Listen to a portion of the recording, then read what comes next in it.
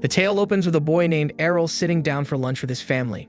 His dad is surprised by how calm he seems, admitting he couldn't get a wink of sleep just thinking about what kind of hero class his son might end up with. His mom chimes in, clearly excited for the big day, while Arel's little sister confidently declares that her older brother is going to outshine every kid in his class. Their mom agrees, joking that with Arel's charm, every girl in town will probably fall for him, causing his sister to panic at the idea of someone stealing him away.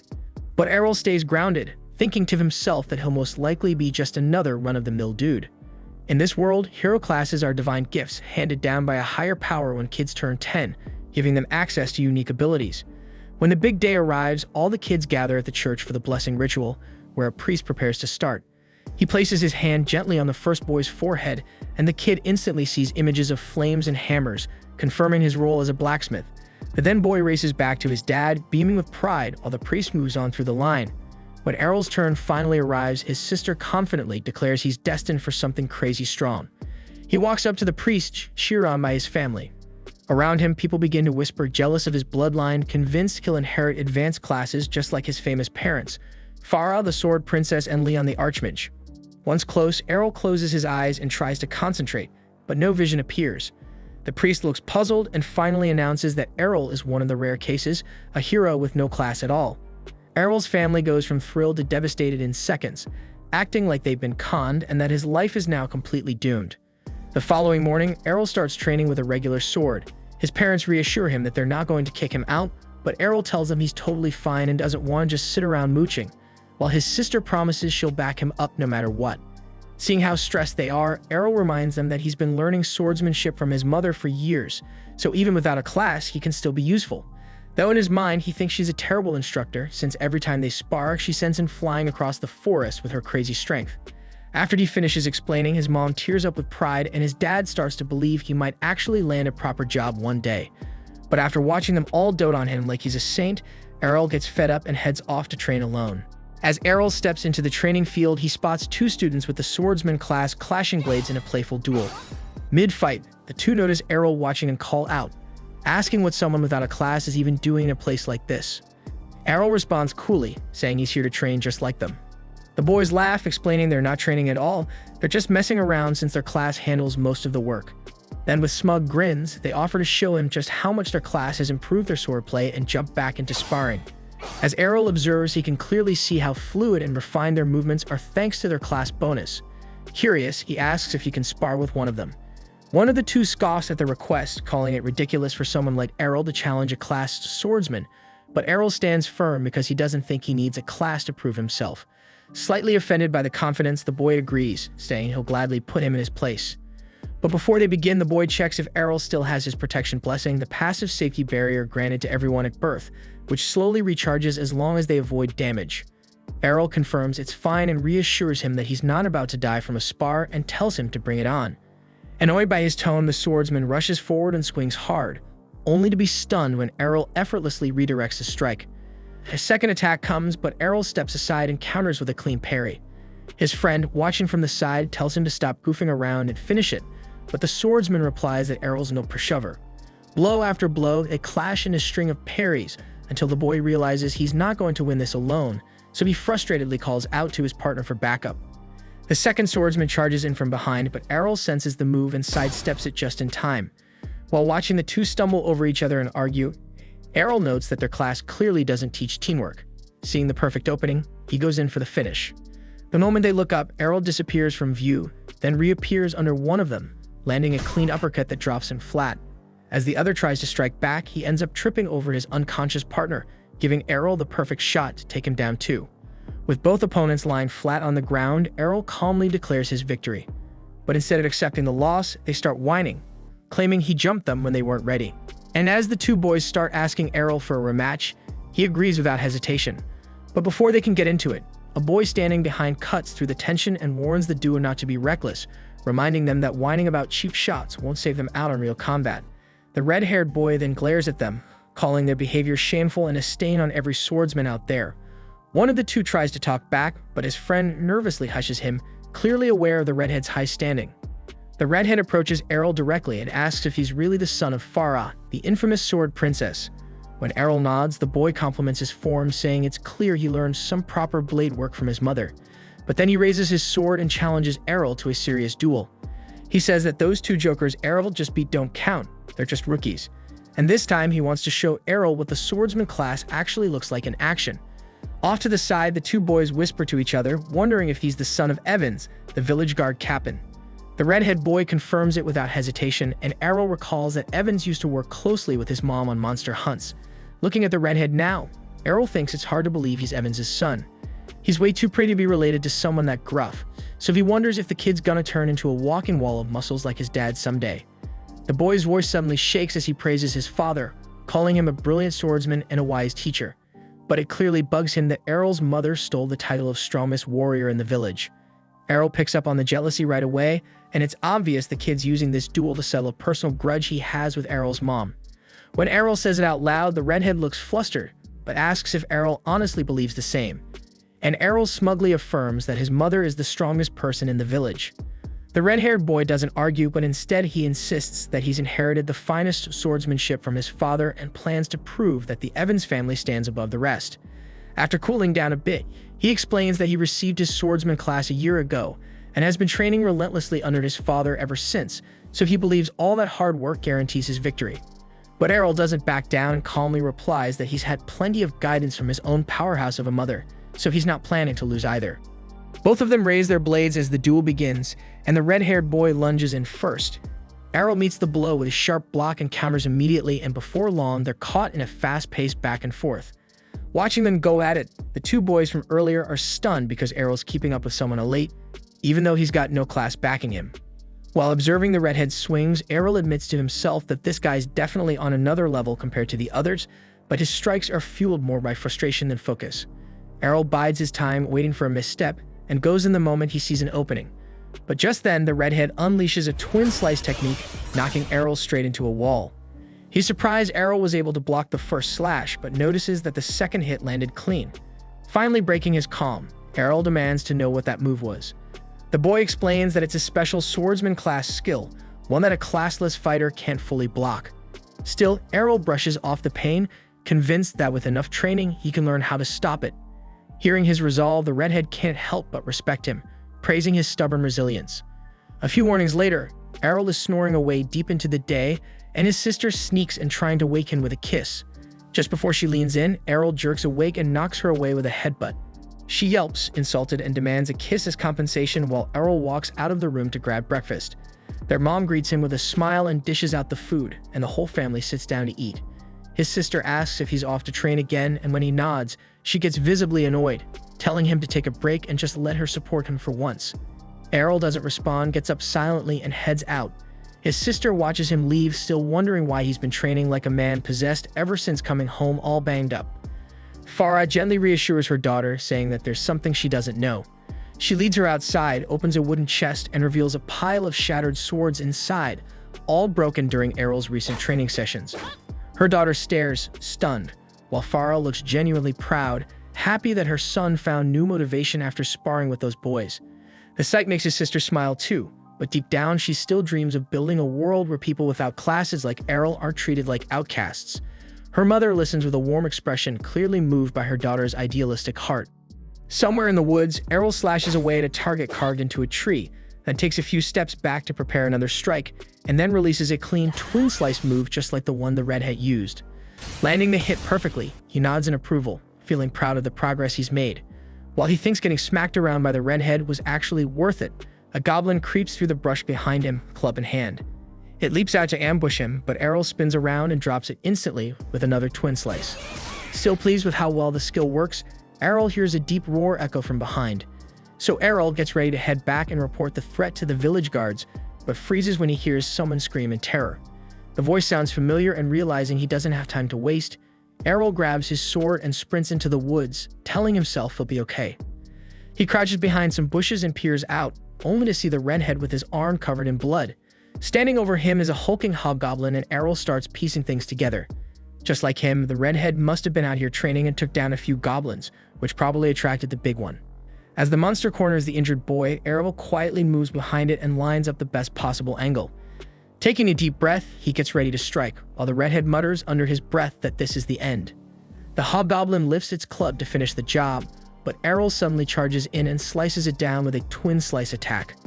As the beast hits the dirt, Arel thinks to himself that he's finally nailed the proper stance for the move. The redhead tries to stand but stumbles, falling into Arel's arms. Seeing his condition, Arel notices that his protection blessing has vanished and asks if he has any holy water left. The boy glances at his shattered bottle on the ground in silence. So without a word, Arel pulls out his own bottle and hands it over. After taking a drink, the redhead's wounds begin to heal, but he looks irritated at how far Arel's come. Seeing the boy's strength returning, Arel casually asks if he's feeling better, so the redhead thanks him for the water, then demands to know how Arel pulled off such a powerful technique. Arel coolly replies that it's just a basic twin slice, but the redhead pushes back, saying that people without classes shouldn't be able to learn special abilities like that. Arel replies that he pushed himself way past his limits to make it happen. The redhead looks puzzled, so Arel explains how he broke down the rhythm, timing, and movement until it clicked. Then he smirks and says that his biggest training tool was the redhead himself. Getting pummeled by that skittle over and over is exactly how he figured it out. And while the redhead tries to process everything he just heard, Arel casually tells him that he's been homing his twin slice specifically to beat him in their rematch. The redhead, clearly impressed by the dedication, agrees to take him on. Arel double-checks if he's really up for it, but the boy insists because it's the least he can do after getting saved and patched up by him. Arel blinks, surprised he actually understands how to return a favor, and the boy glares back, clearly offended by the implication. Soon they both draw their swords again and open the match by launching Twin Slice at the same time. The redhead is stunned when Arel blocks both of his strikes and then gets smacked by a follow-up attack. Confused, he demands to know what just happened, so Arel calmly replies that he threw in a third slice. The redhead glares at him and reminds him that it's called Twin Slice for a reason, but Arel shrugs and says that since he didn't inherit his skill from a class, he can tweak it however he wants. He also admits that this was the first time he managed to land that third strike properly, which only frustrates the redhead further. Thinking a class swordsman should never lose to someone like Arel, the redhead challenges him again to prove it. They ready their blades once more, and the redhead, now composed, plans to use his speed advantage to win. When both charge in again with Twin Slice, the redhead keeps his eyes open for that sneaky third strike, but even expecting it isn't enough. The extra hit still breaks through his defense and knocks him flat. Arel holds his sword to the redhead's chest and tells him this outcome was pretty much guaranteed. Grimacing, the redhead asks why the final hit is so quick, so Arel smirks and says he learned it from watching him.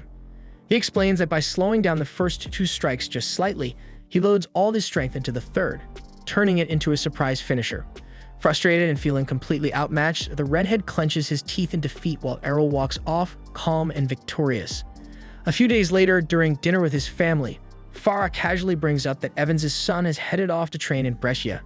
The name catches Arel off guard and he asks what Brescia is, so his mother explains that it's the legendary city of swords, and she herself trained at one of its top guilds before getting married. Hearing that, Arel's eyes light up with excitement, already imagining how far he could go if he trains there too, as a classless fighter carving his own path. 5 years have passed, and we see the grown-up Arel riding toward Brescia city aboard a carriage. As they pass through a wooded area, the driver informs the passengers that they'll arrive soon once they climb the upcoming hill. A woman seated among them turns to the others and asks if they're all heading to the same destination. A gruff barbarian swordsman responds curtly, and she questions why he's so hostile. He points at her skimpy outfit, clearly annoyed, so she explains that minimal clothing boosts her effectiveness as a dual-blade fighter. The two swordsmen quickly start arguing, tension rising, while the driver chuckles and comments on how strong advanced classes are supposed to be. Suddenly, the carriage grinds to a halt as a swarm of wild orcs blocks the path ahead. The driver challenges the two fighters to show off their skills, but their boldness vanishes in an instant when the Orc King rises. A terrified noblewoman clings to the barbarian boy's arm, but he shoves her aside and bolts. The girl runs too, and the driver, seeing the chaos, also turns to flee. But Arel steps forward without a word and charges straight into the pack of orcs. He begins slicing through them with clean precision, and the driver spots him using a blink dash technique. Yet as the monsters close in from all sides, the driver figures there's no way Arel makes it out. Then in a blur, Arel spins like a cyclone and cuts down the entire horde, while everyone stares in disbelief. The driver immediately recognizes the move. It's Blade Dance, the iconic ability of the legendary sword princess. He's baffled and wonders how Arel can use that, because it's supposed to be exclusive to female classes. Right in front of him, Arel dodges the Orc King's massive weapon, flips over him mid-air, and plunges his sword deep into the monster's skull, dropping it instantly. Once it's over, Arel calmly walks back and tells the driver to continue toward Brescia. When he mentions he's heading there to grow stronger, the driver can't believe what he's hearing, saying Arel's already ridiculously powerful. Then an excited young man asks Arel what class he belongs to, and everyone is stunned when he says he doesn't have one at all. We then flash back 5 years earlier when Arel showed his mom the twin slice technique he picked up from the red-haired swordswoman. She thought she was dreaming, but Arel explained that he'd been learning combat skills even without a class. Then he asked her to teach him the sword princess techniques before heading off to train in Brescia, and his mother gets overwhelmed with pride and immediately starts bragging to everyone in the family about her son's impossible talent. Arel's dream comes to an abrupt stop when the carriage driver shakes him awake, announcing their arrival in Brescia. As Arel steps out, he notices swordsmen all around, many of them wielding the aura of seasoned veterans. Curious, he asks the driver about his class, but the man plays it off, claiming he's just a regular man. Arel doesn't buy it, pointing out how accurately the driver recognized his sword abilities, so clearly he's got skills. Cornered, the man admits he's actually a high-ranking holy knight. Arel then asks why someone like him is chauffeuring carriages, and the driver explains that whenever he grows weary of battle, he takes a break from combat by doing something simple like driving passengers around.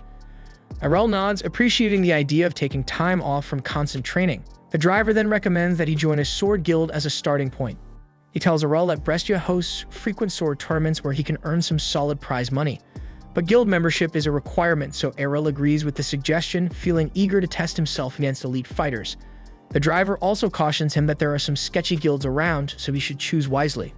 Once they part ways, Arel turns toward the heart of the city.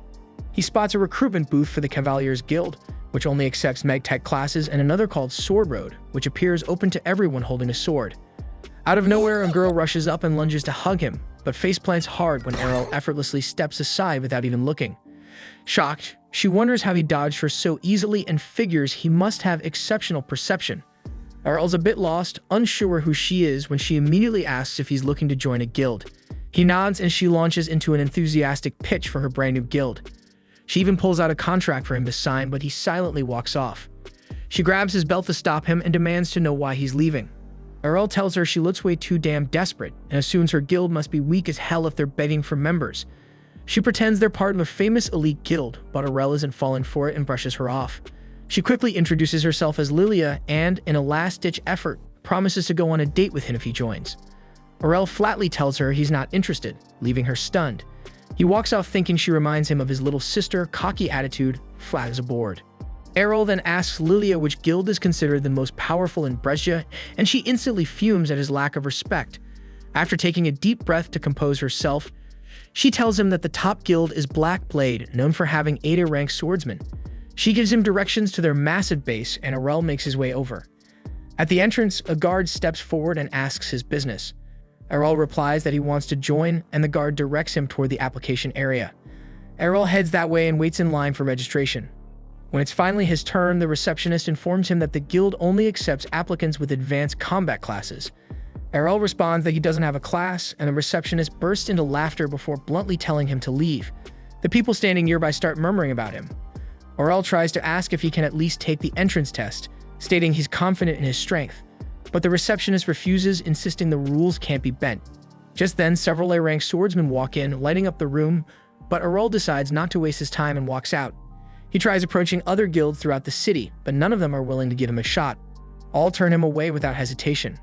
By the end of the day, Arel feels defeated. But then he recalls that his mother once gave him a recommendation letter to help him get into her former guild. At the time, he figured she was just being overly cautious, but now he understands that she knew the kind of rejection he'd face.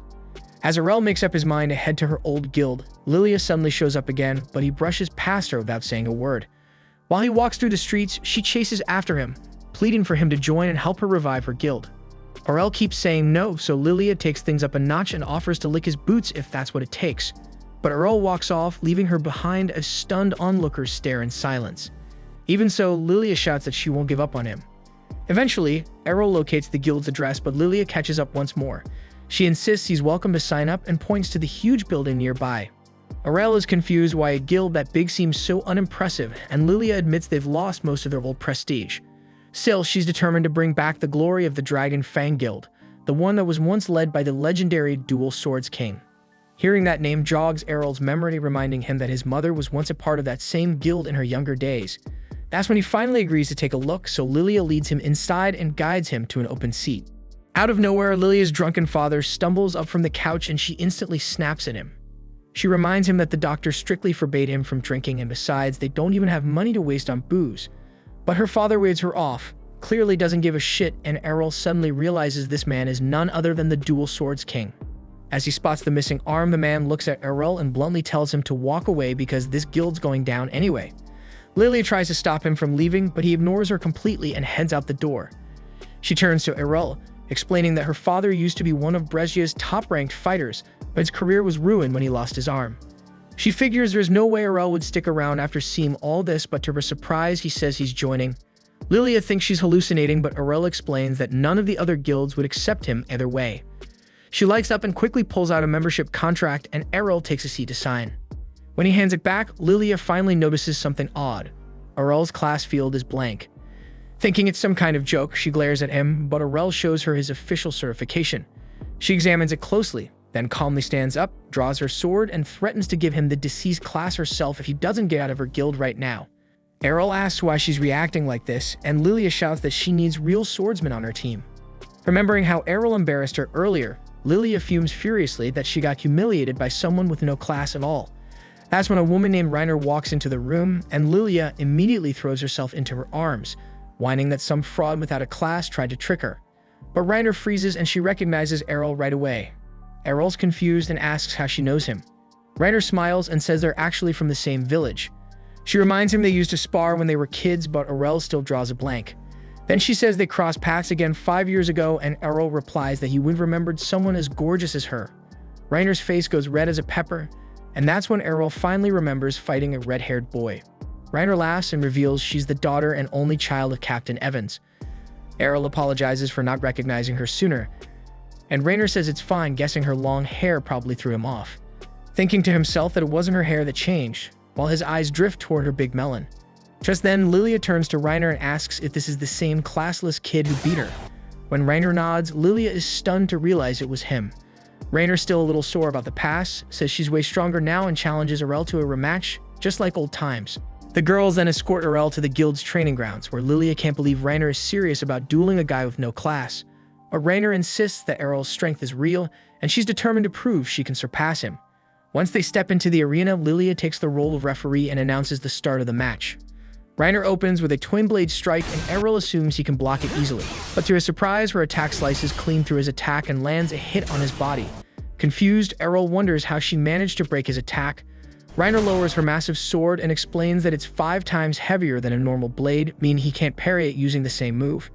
She adds that her brute swordsman class multiplies her attack power, leaving Arel shocked as he braces himself for the next strike.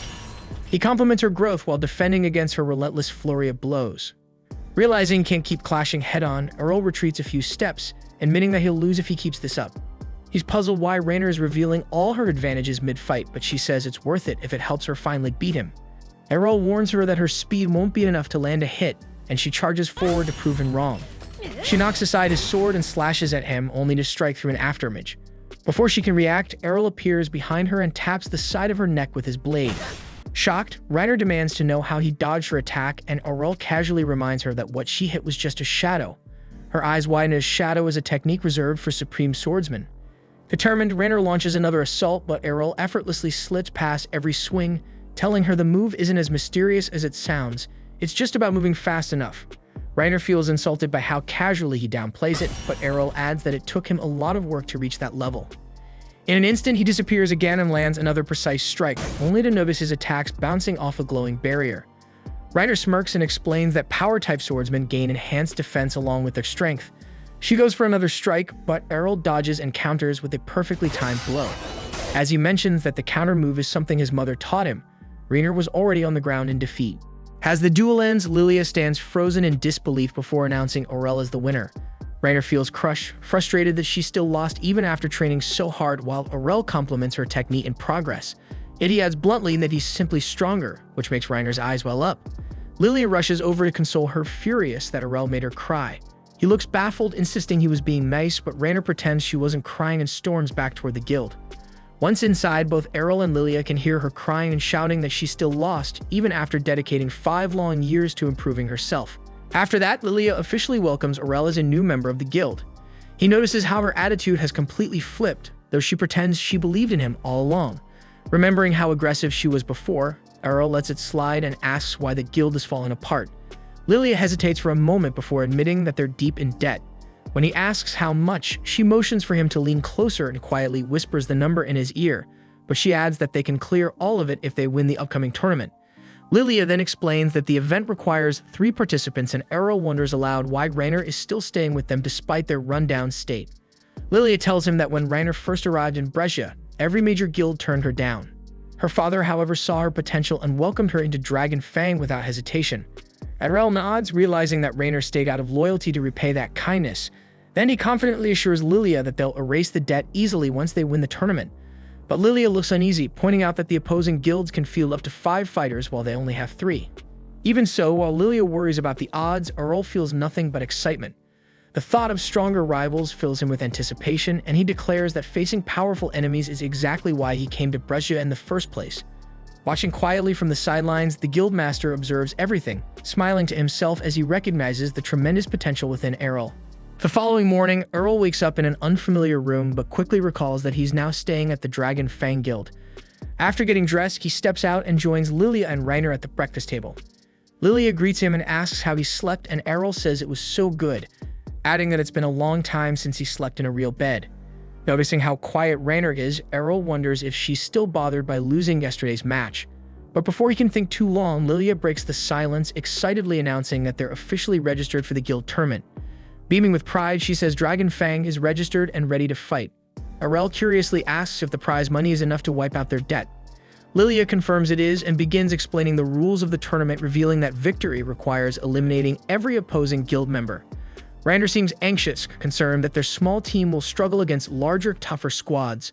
But Lilia remains upbeat, pointing out that the chances of running into high-level A-ranked fighters are slim, and they got 2 solid B-rankers on their side. Arel looks puzzled at the mention of ranks, so Rainer scoffs at him for being clueless, and Lilia breaks it down, saying that swordsmen are ranked from D up to A based on overall combat power. She also mentions that only 20 people in all of Brescia hold the A rank, and that both she and Rainer are classified as B rank. And even though Arel beat Rainer, Lilia doesn't believe he's A ranked, since the jump in strength between B and A is massive.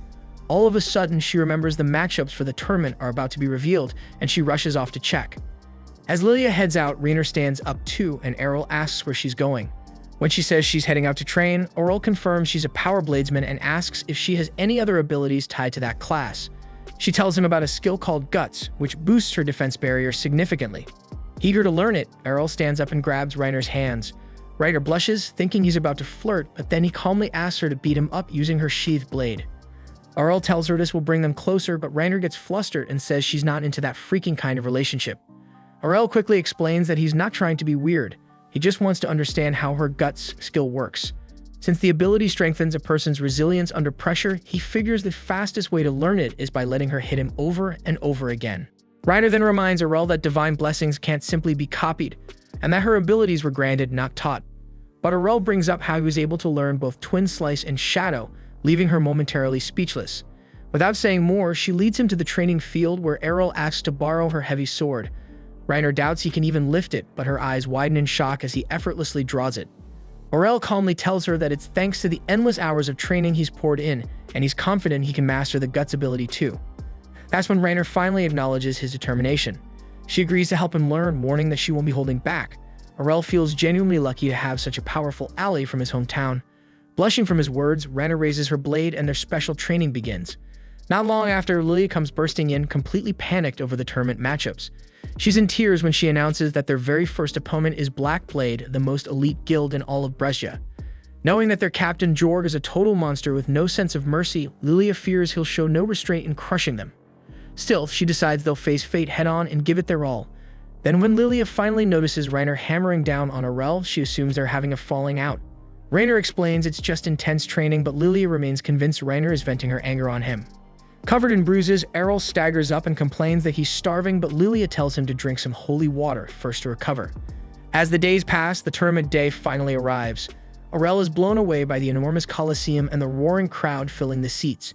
He then overhears some spectators chatting nearby, and they're excited to see two big guilds clash, but their money's on Black Blade, since nobody expects anything from the rundown Dragon Fang. Lilia grits her teeth, ready to snap, but Reiner stops her before she can cause a scene. Arel is surprised there's gambling going on, and Lilia suddenly grins darkly as she sees their odds are set at 20-1. Arel seems impressed by the number, but Lilia reminds him that it just means everyone expects them to get destroyed. Still, she thinks the outrageous odds are the perfect chance to make some quick money if they pull off a miracle and win. Knowing full well they're doomed if they lose anyway, Lilia confesses she went all in, she mortgaged her home and bet every last coin they had on Dragon Fang. Reiner nervously points out that they're more likely to lose, but Lilia shrugs, saying it's not like things can get any worse. Out of nowhere, Jord approaches and commends Lilia for defending her father's guild with such fire. He casually asks about the mysterious classless fighter she brought in, and Lilia immediately suspects he's being sarcastic. With a fake tone of concern, Jorg says it saddens him to see his old rival guild in decline. Then with a smirk, he claims he personally arranged their matchup because the crowd would love a battle between the former strongest and the current strongest guild. He even says he did her a favor, letting her profit off the betting odds. But Jorg can't hold back his laugh, knowing there's no way she'll defeat the elite team he personally handpicked. When Lilia firmly declares they'll win anyway, Jorg walks off, leaving her boiling with rage. Arel watches quietly, seeing right through Jorg's manipulative charm and empty compliments. Later, as the match time approaches, the announcer hypes up the event and the audience explodes with excitement. Arel observes that Jorg himself won't be participating and wonders if the guild master is showing mercy. Lilia quickly shuts that down, reminding him that Jorg's members are all A rankers, and Reiner agrees that they're definitely not pulling A punches. But that only makes Arel more eager to face off against high-level swordsmen. Shortly, the announcer announces the first fight, Black Blade's Geo versus Dragon Fang's classless Arel. As Arel enters the battlefield, whispers ripple through the audience. People scoff, wondering why Dragon Fang would send someone with no class to be publicly embarrassed. Even Geo sighs and thinks that this fight is going to be a complete waste of time. As the match begins, Geo immediately teleports forward and stabs Arel with his sword. Lilia gasps in panic, but Reiner calmly says it's just a shadow clone. As the false image vanishes, Geo's confident smile begins to fade. He spins and thrusts again at the figure behind him, only for that one to dissolve as well.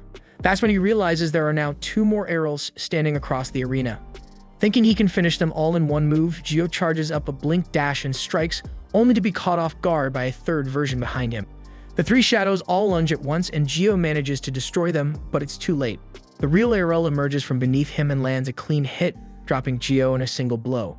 Crumpled on the ground, Geo struggles to understand how Arel summoned three illusions at once, but Arel casually explains that his mother can create 5 shadows without breaking a sweat.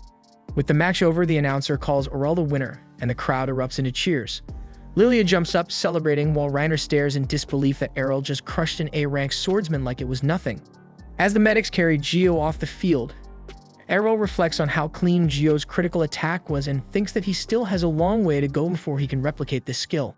At the same time, the audience is left stunned, unable to believe that someone without a class could outperform an elite swordsman. As Jorg watches from a distance, silently clenching his jaw, the next round begins. Black Blade's second fighter lunges forward, slashing at Arel, but he deflects each strike with ease. Without hesitation, Arel counters with a flawless twin slice, cutting his opponent down and securing another swift win. In the following bout, Arel faces an agile fighter wielding a dagger for close-range combat. Before the man can react, Arel vanishes like a phantom and reappears behind him, knocking him out cold. Even Reiner and Lilia are caught off guard because he's just scored 3 victories in a row. Ryder turns to Lilia and asks why she isn't stepping in to fight yet. Lilia, knowing full well she'd stand no chance, decides to focus on cheering instead. She gets Reiner to join in, and they both watch as Arel takes on his next challenger, a heavily armored shield user. Arel dodges every strike with precision while his opponent glares, accusing him of lying about being classless. Arel compliments the man's technique, saying he'll need to wear him down over time since breaking through his defenses head-on isn't an option. But the shield bearer scoffs, insisting someone with no class shouldn't even be able to fight him at all. Arel responds that everything he has came through relentless effort. The shield fighter dismisses that, saying effort alone can't compete with the power granted by classes. He then fakes a sword swing and rushes in with a shield bash instead, but Arel sees right through it and counters mid-move using his newly learned foresight ability. The parry knocks the shield out of the man's grasp, stunning him. He wonders if Arel picked up the technique by watching his previous opponent.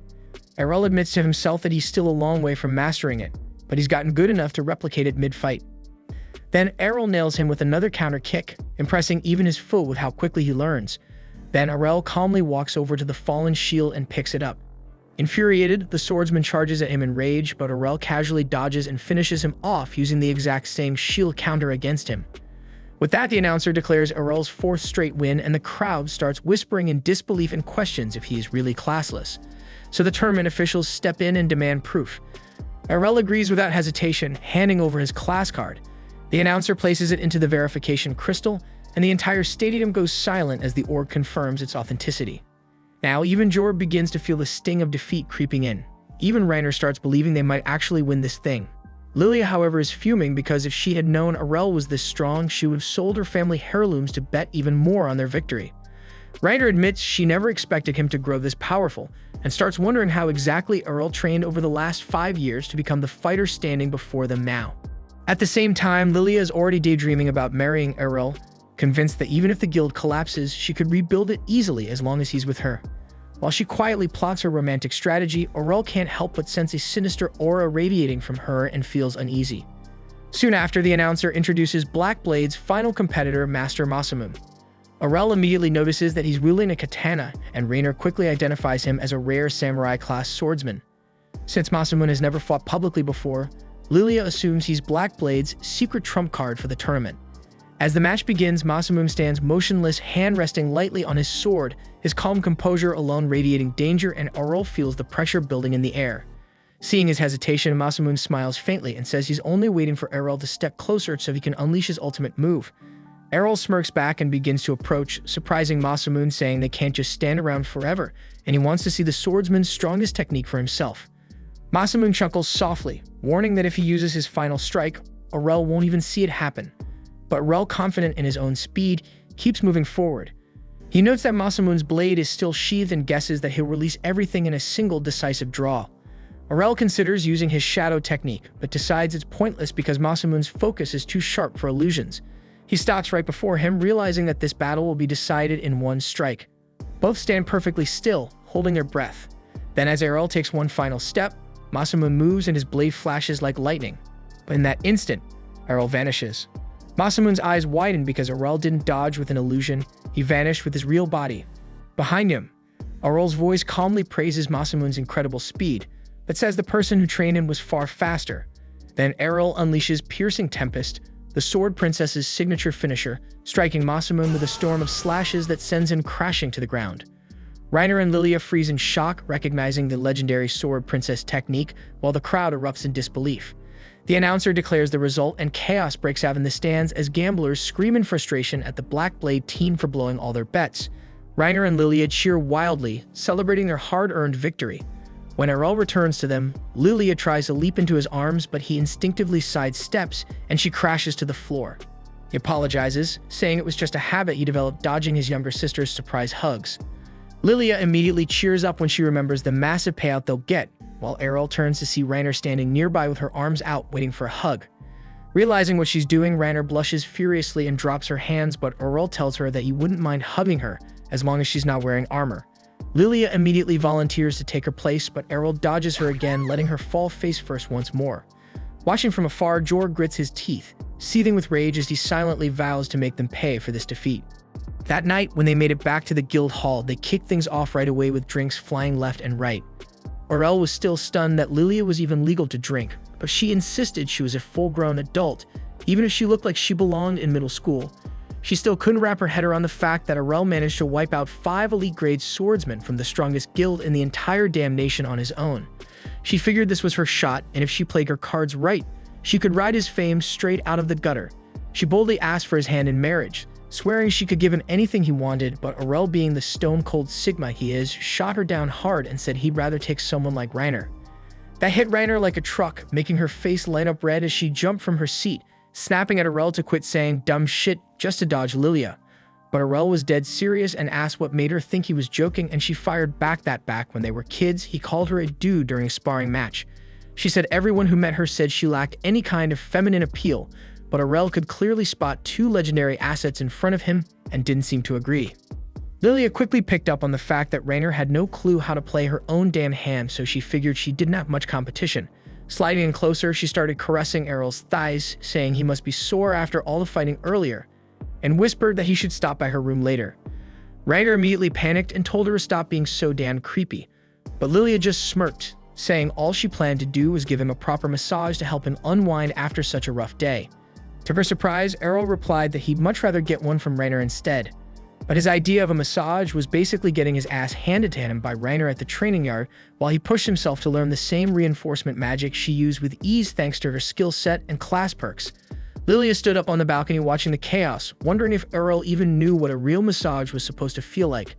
The non-stop clanging and yelling finally woke up Lilia's dad, who staggered out of the house, totally wrecked from drinking, grumbling about the racket, and grumbling that there was no need to take out their pre-tournament stress in the middle of the damn night.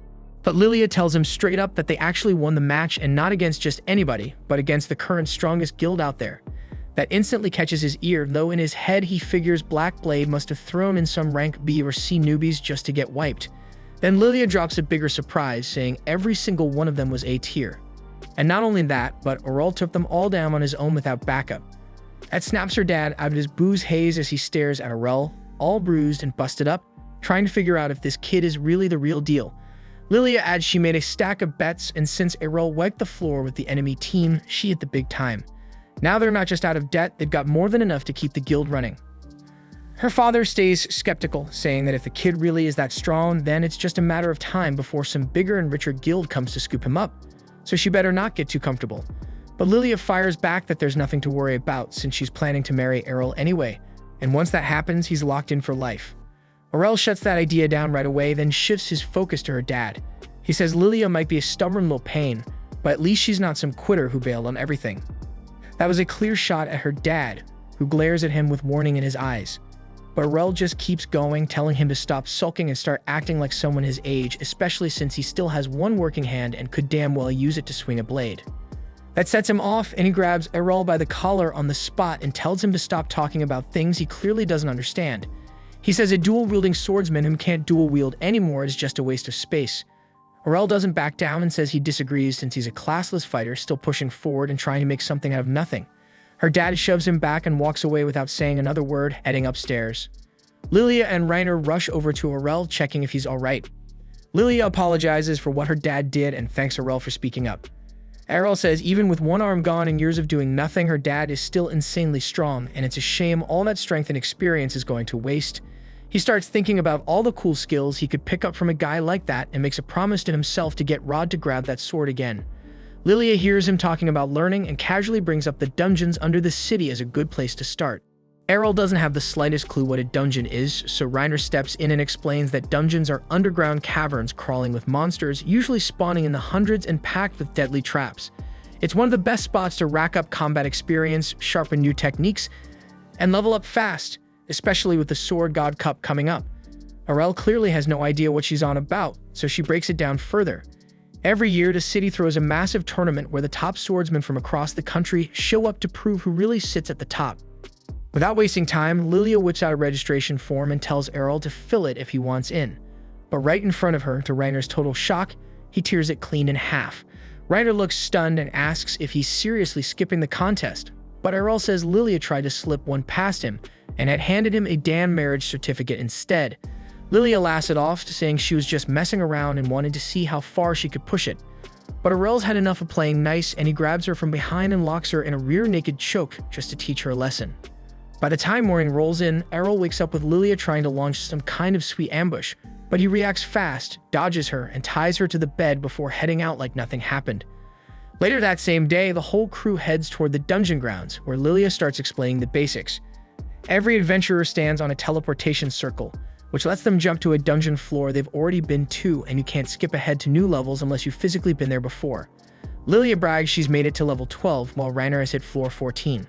Arel decides on the spot to head straight to the 14th floor with Rainer, but Lilia cuts in and says it doesn't work that way. Unless he's been to a level himself, the circle won't let him teleport there. That was a letdown since Arel wanted to jump into the deep end and fight the strongest monsters right away. Lilia tells him to chill, saying she knows a shortcut that can take them down to the lower floors pretty fast. Everyone agrees to the plan, but Lilia tries to peel Arel off from the group, saying Rainer can continue her own floor 14 run and that Arel doesn't need two guides. She grabs his arm and starts pulling him aside, but Arel's not that easy to trick. He shuts her down and tells Reiner to come with them anyway. They step onto the first floor and get ambushed right away by two armored knights. Arel draws his blade and locks into combat with one of them, while Reiner handles the second. He quickly notices that even with their bulky gear, the knights move with surprising speed, though it's still manageable. Using a quick burst of movement, he dashes in and slices through the knight's neck. But instead of falling, the armor keeps moving, revealing that it's completely hollow and being powered by the dungeon's own mana. Even headless, the thing doesn't stop. Reiner mentions that they don't feel pain and have no clear weak spot. So Arel switches tactics and goes for the legs, and the moment he strikes, the knight collapses to the floor. Reiner finishes her fight too and warns that these enemies will regenerate, so they should keep moving. Before pushing forward, Arel asks Lilia what her class is.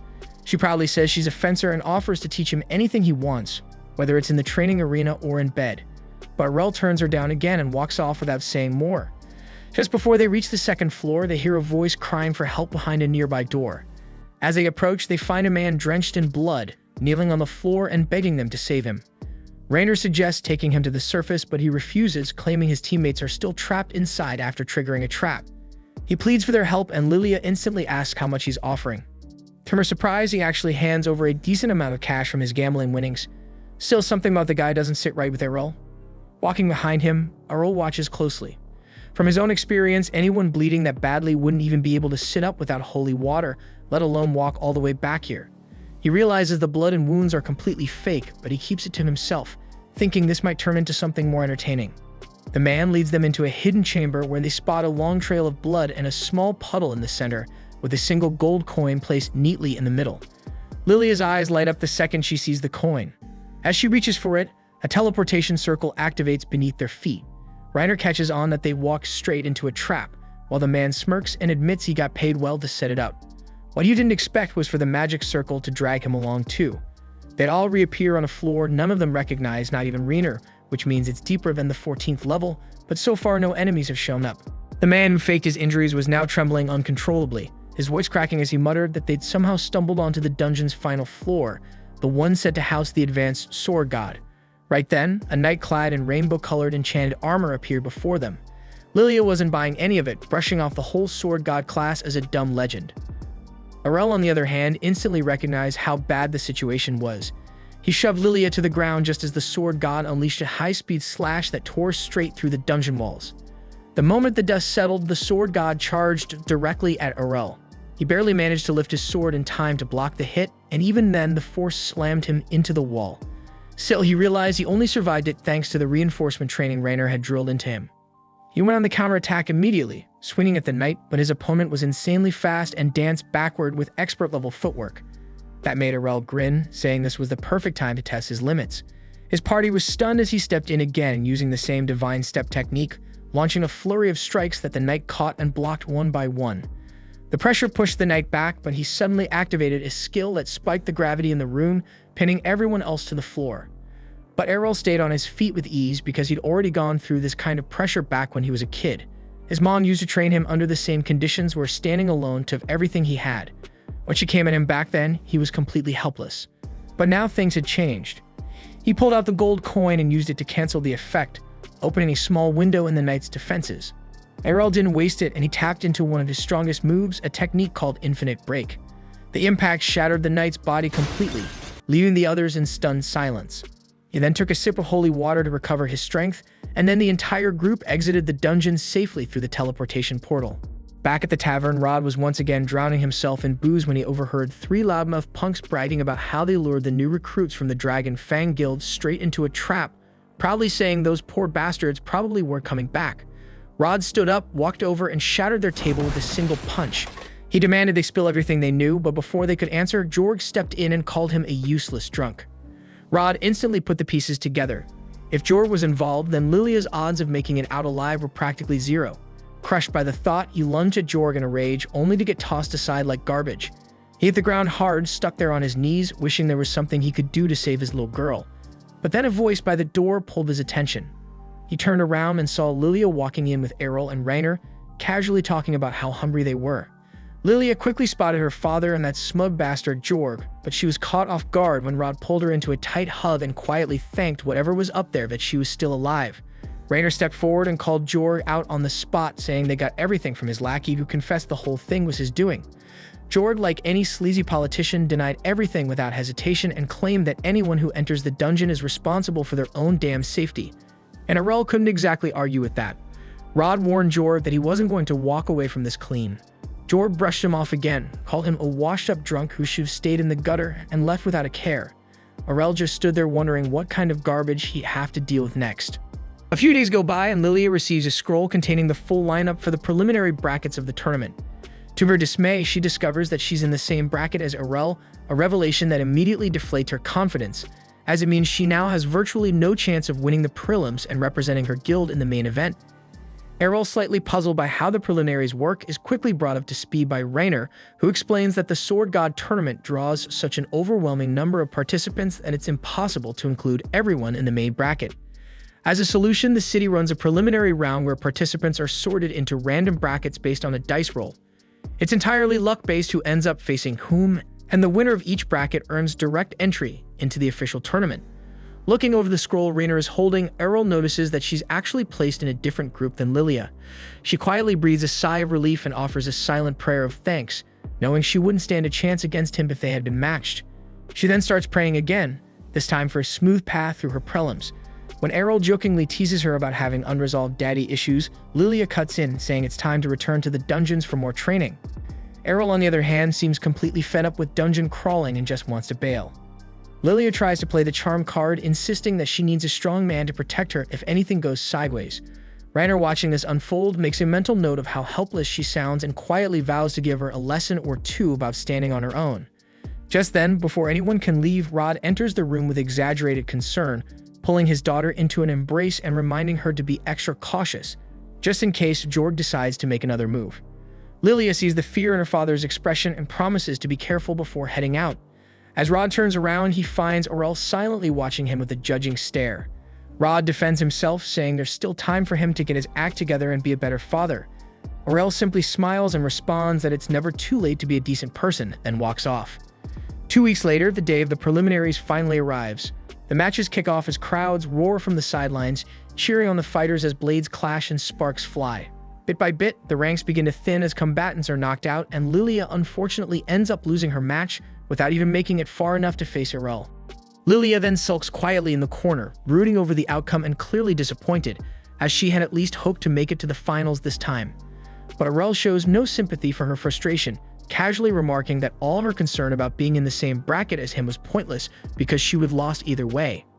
His bluntness only deepens Lilia's gloom, but she quickly gathers herself and warns him to stay alert, even with his strength, since the other finalist in their group has a few tricks that might catch him off guard.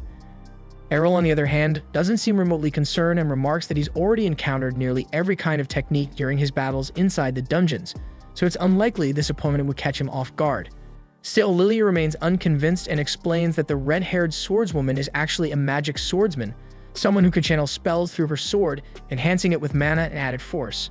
That detail catches Arel's attention, as he hadn't expected the tournament centered on pure swordsmanship to allow the use of magic. But Lilia clarifies that it doesn't matter what class you belong to. As long as you're affiliated with a guild, you're qualified to compete in the tournament. Just then, the announcer calls for Arel to take the stage, and Lilia wishes him good luck. He makes his way into the arena and comes face to face with the red-haired girl, who bluntly declares that she's a magic swordsman and that her class is fully recognized in the tournament. She adds that she doesn't want to hear any whining about the match being unfair just because she uses magic. Arel calmly responds that he has no complaints. Whoever fights best deserves the win. With that, the announcer signals the start of the match, and the red-haired swordswoman immediately launches a series of fireballs at him. Arel moves with precision, dodging each blast like he's in a scene from The Matrix, deflecting a few and slicing through others midair. She continues the relentless assault, her mana seemingly endless, but Arel maneuvers through the barrage and manages to close the distance between them.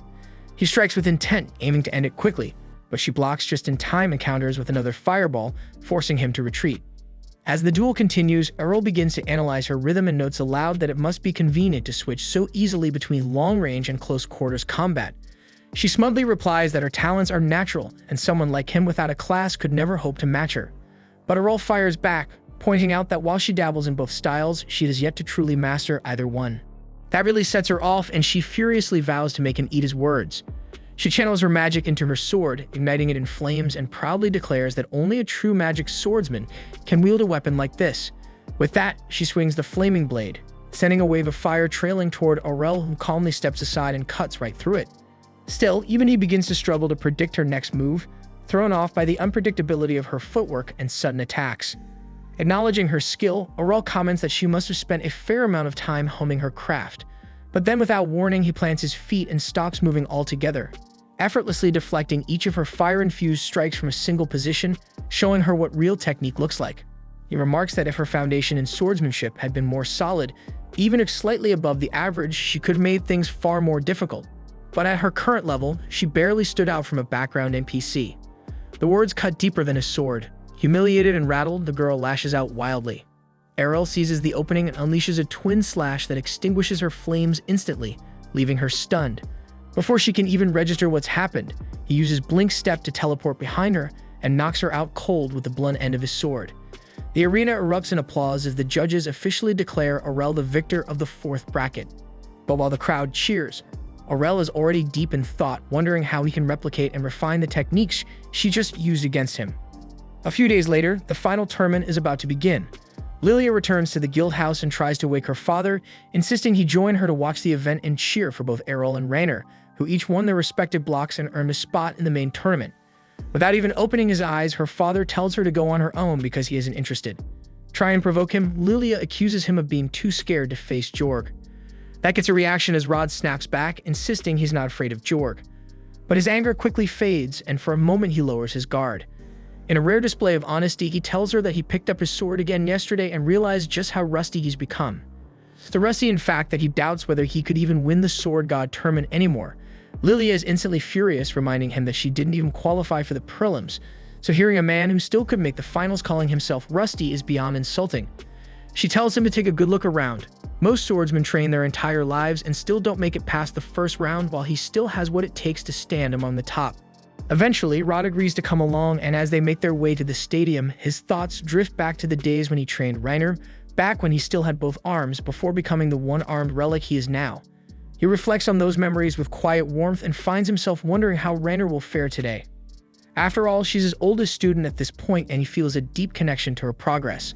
Meanwhile, inside the tournament grounds, Rainer appears to be on edge, her leg jittering nervously as she stares at the floor. She suddenly jumps in surprise when Arel appears beside her, asking whether she's afraid they'll end up facing each other right off the bat. The question snaps her out of her anxious thoughts, and she instinctively tries to punch him, but Arel catches her fist mid-air just as the judges announce the opening match. Jorg, the reigning champion, will face Arel, the mysterious classless swordsman who's shocked everyone with his undefeated run so far. Arel rises to head to the arena, and Rainer gently grabs his hand to wish him luck.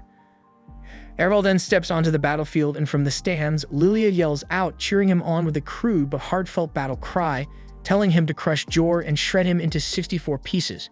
But the moment Arel spots Jorg emerging from the opposite side of the arena, something immediately feels off and his instincts go on high alert.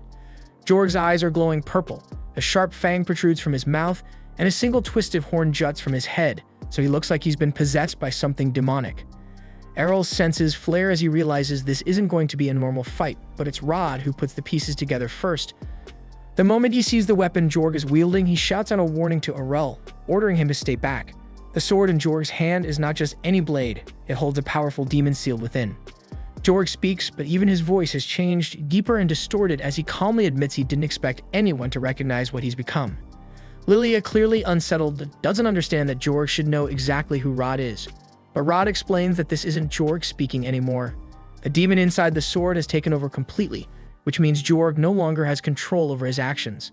Rod also reveals that the weapon is in fact the original sword once used by the sword deity to defeat the Demon King.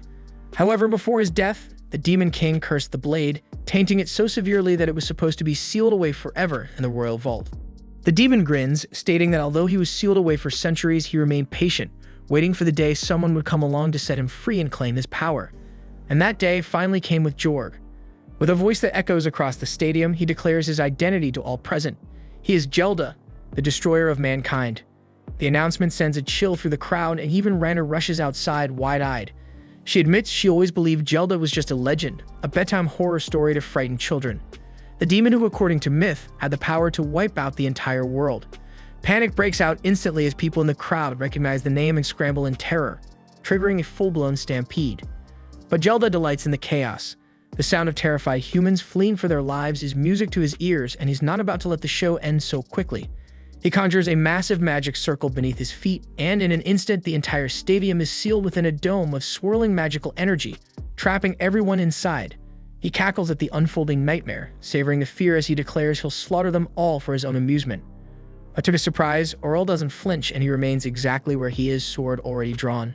Gelda mocks him, warning him to run while he still can. But Arel calmly replies that he has no intention of fleeing, because if the demon has been defeated once before, then it means he can be defeated again. Gelda bursts into laughter, reminding Arel that his previous defeat came at the hands of a sword deity, and according to Jorg's memories, there isn't a single sword deity alive today. Arel, however, fires back that there is still one left, and it's his own mother. And even if he wasn't born a sword deity, he's confident he can still bring Gelda down. The demon bursts out laughing, but his amusement is short-lived. Arel vanishes from sight, dashing forward with such speed that Gelda is forced to step back and counterattack. Arel deftly evades the incoming blows, and Gelda freezes in disbelief because he just witnessed the divine step technique, a move only sword deities are said to possess.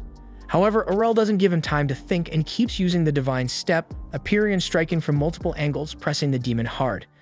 But Gelda quickly regains his composure and smirks, reminding Arel that he's fighting within the body of a sword emperor, so these attacks won't inflict much harm. With a burst of speed, the demon launches into the air and crashes down on Arel's shoulder, slamming him hard into the ground. He believes the boy has finally fallen, but when the dust clears, he's stunned to see Arel still standing, barely scratched. Thanks to his rigorous training under Rainer, Arel had managed to absorb the full force of the blow. The sudden resistance shakes Gelda, who lunges forward to retaliate, but Arel remains composed, casually batting him aside before launching a devastating counterattack. Activating his infinite break technique, Arel assaults the demon with a relentless flurry of slashes, striking from every direction and completely overwhelming him in a blur of speed and precision. The brutal barrage triggers Gelda's deep-seated trauma, as he instantly recognizes the unmistakable techniques of a sword deity. He refuses to believe that a mere boy could wield such divine mastery, but before Gelda can even think of a counter-strategy, Arel unleashes a powerful finishing strike that sends the demon crashing into the ground, shrouded in a thick cloud of dust. The crowd erupts in applause, believing Arel has vanquished the demon for good, but Gelda is far from finished. His true body was never Jorg, it was the sword itself, so all Arel's damage had only harmed the host. Still very much alive, Gelda begins desperately searching for a new vessel. In a split second, he hurls himself toward Rod. Reacting instantly, Arel shoves Rainer out of harm's way while Rod steps forward, placing himself between the demon and his daughter. As the dust settles, a chilling scene emerges and we see Rod standing motionless, the cursed sword in his hand and its blade now pressed against Lilia's throat. Arel clenches his jaw, furious with himself for overlooking the sword. He now realizes that he should have targeted the blade, not Jorg's body. But it's too late. Gelda snarls a threat, warning Arel that if he so much as flinches, Lilia dies. But Arel moves freely, defying him and tells him plainly that he can't kill her. Rainer is stunned, unable to understand why he's provoking a demon. But when Gelda tries to force Rod's hand to strike Lilia, it doesn't move. So Arel explains that Rod's will is far stronger than Jorg's ever was, so possessing him won't be so simple. Rod suddenly thrusts the sword into the ground, releasing Lilia from its grip. Gelda tries to fight back, attempting to regain control, but Rod doesn't give in. With a force of will that shocks even the demon, he rips himself free from Gelda's influence and hurls the cursed sword toward Arel. Without hesitation, Arel cuts it cleanly in mid-air, reducing it to nothing but dust, ending the demon for good. Later that day at the guild, Rod rediscovered his enthusiasm for swordsmanship. And thanks to all the attention Arel brought to the guild, a surge of new applicants has arrived, eager to be trained. As Rod rigorously puts them through the ringer, he shouts at them to stop relying so much on flashy skills and start learning how to actually defend themselves. The students, battered and exhausted, plead for mercy, insisting they can't take much more of this brutal training. At the same time, one of the trainees is crouched behind a nearby wall, trying to avoid the chaos, when Lilia happens to catch sight of him. She questions why he's slacking off when everyone else is supposed to be training, but he confesses that Rod is just too intense and he needed to catch his breath. Lilia acknowledges that her father has definitely become more passionate about swordsmanship ever since he met Arel. Speaking of Arel, the student asks where he is since he hasn't shown up all day. Lilia then reveals that Arel actually left the guild recently and Rainer's gone too because she ran off to find him. Lilia has been holding it together until now, but the moment she says it out loud, her emotions catch up with her and she breaks down in tears, feeling it's unfair that Arel would leave her behind without saying anything. As for Arel, he's currently on his way back to his hometown. During the ride, the driver is shocked to learn that Arel managed to win the Sword God Cup during his short time in the city. He asks if Arel is really okay with leaving now, right at the peak of his fame, but Arel explains there's nothing left for him to gain by staying because he's learned everything he could. And what matters now is returning home, where he finally intends to put all of his skills to the test, because this time, with everything he's gained, he might actually be able to defeat his mom. Back in Arel's hometown, his mother is in the garden casually picking flowers when Arel tries to sneak up on her. But before he even gets close, she calls him out without turning around. She welcomes him back warmly and remarks that he's definitely grown stronger, especially since she didn't notice his presence until he was practically right behind her. Arel straightforwardly tells her that he won the Sword God Cup, and she lights up with pride, saying she won it too when she was his age. And just as Arel is about to ask for a duel to test how far he's come, she suddenly flashes forward and appears directly in front of him before he can react. It's just a playful move, but Arel realizes that if she'd been holding a sword instead of a flower, he might have been in serious danger, and that's exactly why he wants to test himself against her. She says she'd be happy to spar with him, but if they do it here, they'll probably end up demolishing the house. So instead, she invites him to meet her at the training grounds behind the mountain, and Arel agrees without hesitation.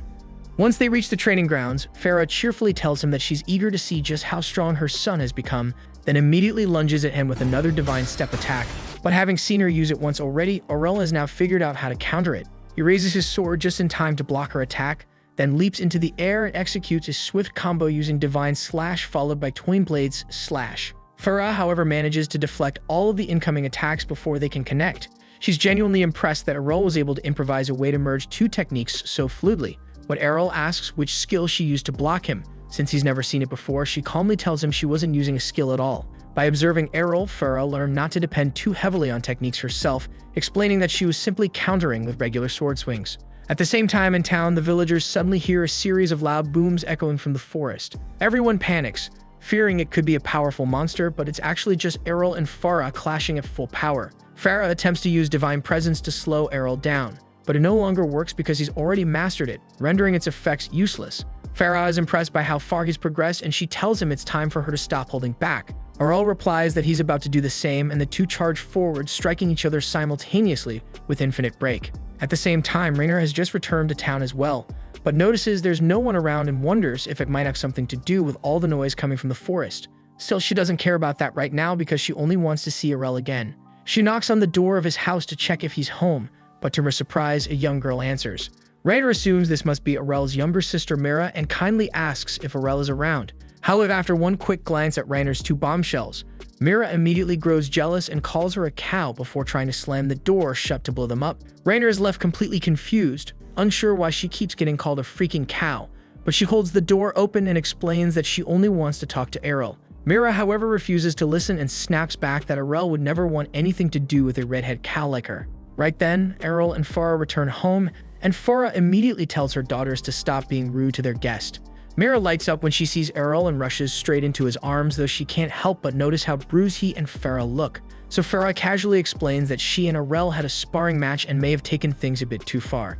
Arel's little sister asks who won the match, so Fara tells her it's Arel, and Rainer is shocked to hear that, especially considering Fara is a sword deity. But Arel quickly downplays it, saying the only reason he won was because Fara isn't in peak condition anymore, since she stopped taking her training seriously years ago, so it wouldn't be fair to count this as a real win. Fara tells him not to say it like that since it makes her sound like an old woman, but Arel reassures her with a smirk, saying she's still way too beautiful to be called that. They all head inside and sit down at the table to catch up. Fara wants to hear about all of Arel's adventures in the Sword City, but she admits she's even more interested in learning how Arel and Rainer first met because she's a sucker for romantic stories. Arel explains that he and Rainer lived together while he was in the city, and Fara's face lights up with excitement at the idea. However, Rainer quickly steps in to clarify that they were simply members of the same guild, so nothing inappropriate happened between them. Arel then asks Rainer why she came to visit all of a sudden, and she replies that she wanted to know why he left the guild so abruptly. Arel looks puzzled because he's pretty sure he handed in an official resignation before departing, so it's not like he just vanished without a word. But Rainer says that's not what she meant. What upset her was that he didn't say goodbye in person, and he just left without so much as a word, and she thinks he couldn't at least done that. And Arel admits he didn't really think much about it at the time. Fara then steps in and says she's happy that Arel has a friend who cares enough to come all this way just to check on him. but Reiner points out that this also happens to be her hometown, so she would come back eventually anyway. And besides, seeing Arel wasn't her only reason for returning, and she turns to Fara and respectfully asks if she'd be willing to accept her as a disciple. Fara is caught off guard by the sudden request and doesn't get a chance to respond, because just then the front door swings open and a familiar voice calls out. Fara immediately recognizes the voice, and it's Evans. He walks into the room, asking for Fara's help, explaining that a terrifying noise was heard coming from behind the mountain not long ago, and they need to prepare in case a dangerous monster is approaching. Fara and Arel instantly realize they're the reason behind all the panic, but Fara knows she'll get an earful if she admits it, so she quickly lies and says the monster has already been taken care of. Evans doesn't question it too much because he's just relieved that the town is secure, and now that the tension has eased, he notices Reiner standing nearby and asks when she got back. Fara hadn't recognized her at first, since she looks quite different from how she did as a child, but now that she's paying closer attention, it's clear that Reiner bears a strong resemblance to Evans' late wife. Evans then wonders why Reiner is at Fara's house in the first place, so Fara casually tells him that Reiner just asked to learn everything there is to know about how to be a suitable wifey for Arel. Evans immediately breaks down in tears of joy, thinking his daughter is finally getting married, but Reiner panics and frantically clarifies that she only wanted to ask Fara to teach her how to improve her swordsmanship. Fara cheerfully insists that there will be time for both sword training and wife lessons, but when Reiner turns to Evans, hoping he'll talk some sense into Fara, she's stunned to see that he completely agrees with her.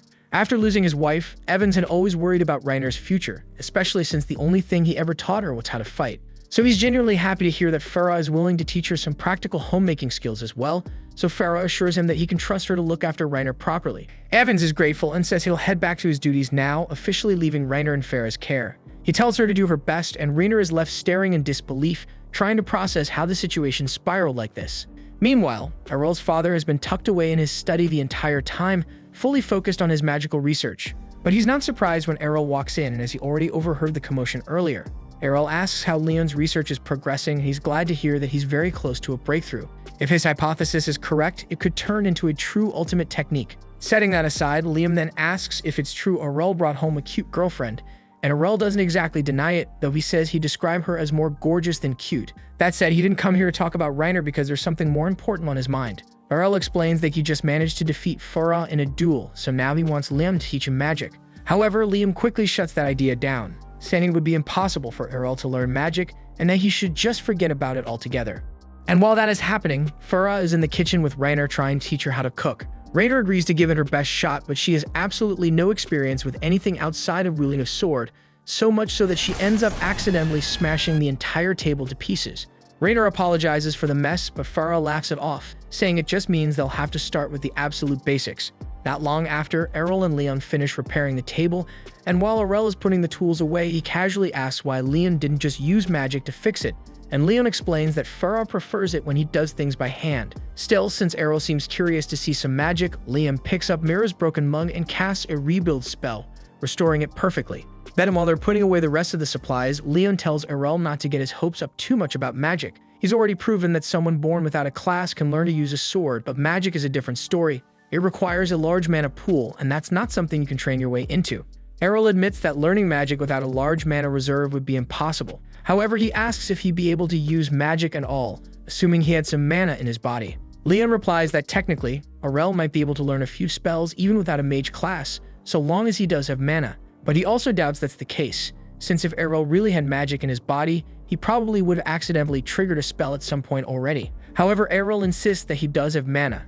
Back at the guild, while he was training with Reiner, he had been burning through large amounts of the guild's holy water. So Lilia went into storage and brought out a stash of old mystery potions for him to use instead.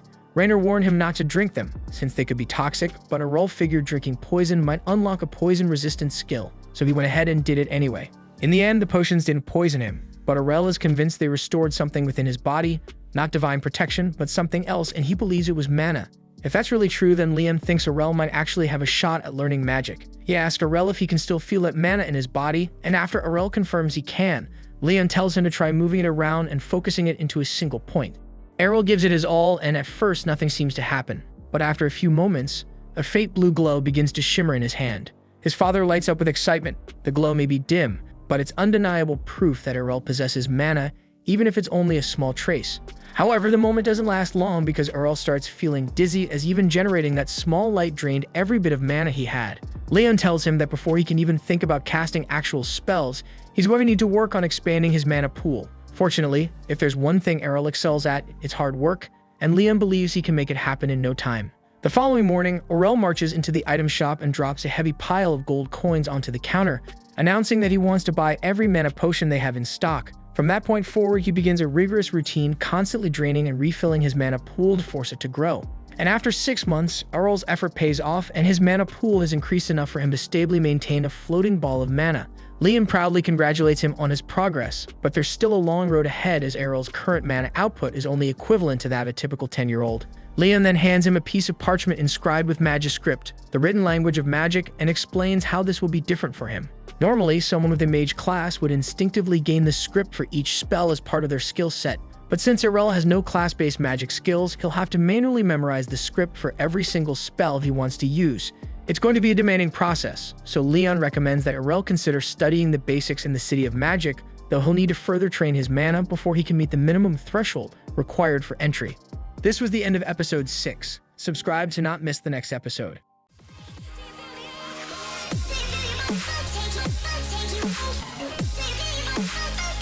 Take it,